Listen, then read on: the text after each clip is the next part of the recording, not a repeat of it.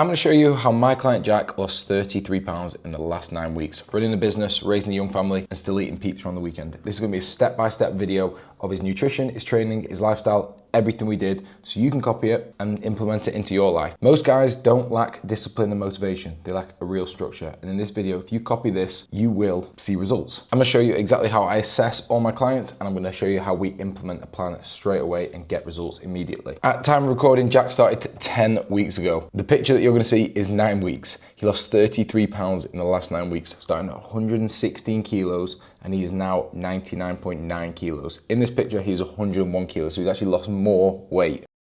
Let me show you how Jack managed to go from this to this and how you can do the same. So as you can see here, 36 years old, business owner, and has a young family, and we've lost 35.4 pounds in the last 10 weeks, going from 116 kg to 99.9 kg. Where Jack was, and much like a lot of you watching, busy, young family, business owner, little time, but couldn't shift the weight and thought he was eating healthy food. What we look at when we look at healthy food, normally that means a lot of healthy fats, which are a bit higher in calories, which is what Jack was doing. Avocados, nuts, olive oil, higher fat meats, that often like chicken thighs, 15 or 10% ground beef. Then Jack was going through a lot of restrictive diets. I'm sure a lot of you watching have done this as well. Low carb, fasting, then trying to outwork your nutrition. Doesn't work. I hate to break it to you, because then you feel exhausted, deprived, and that leads to the next part, binging on the weekends. No structure on the weekends often means to random eating and eating out and, getting overly hungry and eating too much, which Jack is guilty of and did do during our time, but we managed to bring that and rein that back in. And then that leads to a stop-start cycle. You start, last 3 weeks, binge, it all goes to pot every single time. What you need to do to implement what I put in place for Jack, the assessment. You need to audit what you're already doing. So first thing I do with all my clients is assess their food. Get a food diary first. Now this is the simplest thing you can do to bring accountability into your nutrition.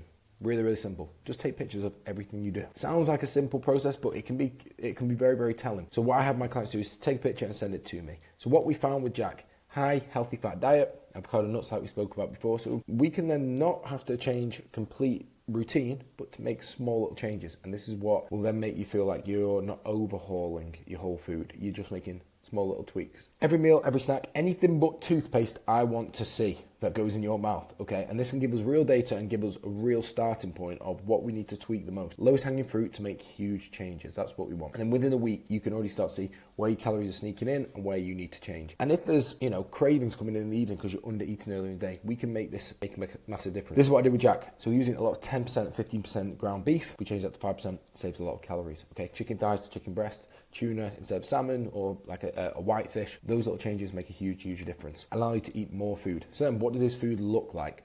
This is what we did. Now, not everyone needs to meal prep. A lot of the people that do very, very well will prepare in advance. You don't need to do multiple days, but like on a Sunday, this could be his next 3 or 4 days. You can see on this picture on the left, overnight oats. He now has his ground beef, the Greek yogurt, which is the secret for having a high protein condiment on the side. And he has his rice. Over here, we've got ground beef and Greek yogurt, overnight oats again, and then little protein bowls that we made up as a little dessert in the evenings. The nutrition. What a lot of people do wrong, and what you've probably done, go straight away to the really low calories. What we actually did with Jack was, he's a big guy, 6'4", 5. What we want to do is eat more food and still lose weight. So we started at 2,650 calories. Now, Jack told me, I want to get this off quickly. Everyone's got different goals. So you train the client for their goals. So we actually went down to 2,200 calories and 225 grams of protein. Now, he weighed a little bit more. Normally, on a fat loss diet, I like 1 gram to 1.2, 1.5, just so that you stay satisfied and actually are able to eat more. But we say about 225 grams of protein, and it still worked really, really well. So he was able to eat a little bit more carbs and a little bit more fats, and still stay on track. This was our starting point, and then we switched down. So his daily structure is something that you can copy yourself. Pre-gym, he would wake up at 5 a.m, so we want to be a little bit fueled up. He'd have 2 scoops of protein before he goes. Then we have overnight oats after the gym, which was a 500 calorie recipe. He's on the go all the time as a business owner. So if he was preparing, we do a chicken wrap, 200 grams of chicken, put it in a wrap. Don't waste any of the chicken. If it falls out the wrap, eat it on the side. That's the key. Okay, so you get enough protein. Then we did, if he was on the go and didn't prepare, cooked meats. Go into Tesco, Waitrose, if you're in America, Whole Foods, Trader Joe's, go to the cooked meat section. 1 pack of roast ham, roast chicken, roast turkey is normally 156 calories, 31 grams of protein. You can get 2 packs for 60 grams of protein, 312 calories. Add a banana on side, 400 calories for your lunch with 60 grams of protein. Really easy. Protein yogurt and a shake. As you can see here, we're eating regularly so he doesn't get overly hungry. Dinner, ground meat, peppers, potatoes. Potatoes, the ultimate satiety food. Keeps you satisfied. means that you can keep eating more food. And then in the evening, a Halo ice cream, protein bowl, dark chocolate, something a little sweet just so that it doesn't go overboard. Now, he still did eat out. You'll see on this next slide, sorry, going back, we'll see on one of the slides that he actually did fall off a little bit on one of the weekends. He had a pizza, but it's not the end of the world when you've got most things in place. He would still not be perfect, but still made progress, and that is the key. So what did the training plan look like? I want to say it is all down to you and your structure. He had time to go 5 times a week, and he was willing to do it early in the morning. You do not need to go 5 times a week to get great results. I often recommend 3 times 40 minutes is absolutely fine, 2 hours a week. But Jack wanted to do 5, and this is the structure that we used. Day 1, day 2, day 3, day 4, day 5 is lower push, pull, lower upper. As you can see from here, this gives a rough estimate. I would say most of the workouts are 40 to 45 minutes, 33 minutes, 31 minutes, because you do 6 to 8 reps with 2 top sets. So what does that mean? You build up to a top 2 sets of 6 to 8. So first week you want to aim for something around 6. Ideally, you go to 7 in the second week with the same weight, 8 in the third week, and then you progress the weight. It's a double progression. That's how you get stronger, and that's how we like to do it, so that you manage your volume rather than doing 3 sets of 10, 3 sets of 12. Okay, so that's what you can implement into your life. So lifestyle and steps and supplements. The most important thing that he did was double his steps easily. If you're doing 4,000 to 5,000 steps a day, and you double your steps, you will, without changing anything else, you will see progress. Just a fact. So weekends we'd aim for 12,000, weekdays 8,000 plus. He averaged about 10,600 in the last 10 weeks, and he managed to get great progress, okay?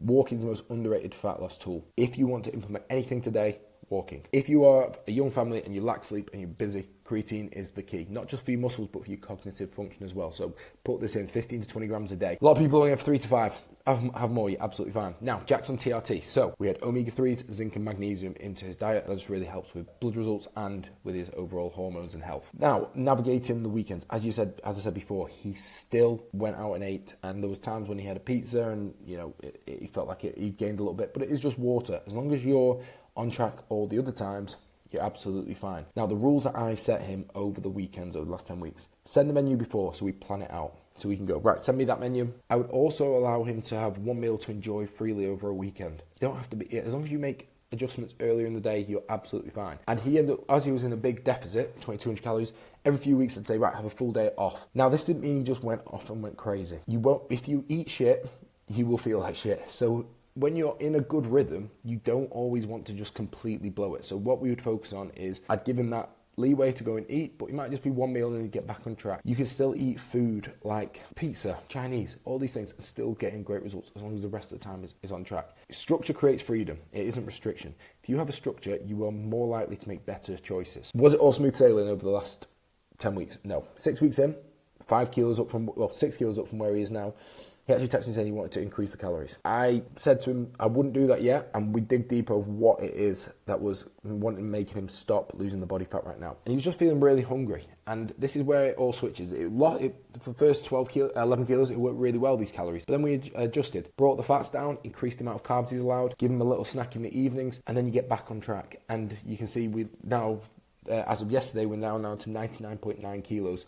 He sent this text in April at 105, so I bet he's glad that he stayed on track now. And it's just getting through those little points where you're doubting that it's working, that you're feeling hungry, that it gets a little bit hard. And as you can see here, feeling the best that he's ever felt, feeling the best that he's felt in years. This is what it's all about. It's not just about the weight, it's getting to a point where you feel confident and you feel energized. The most important thing for results long term is consistency.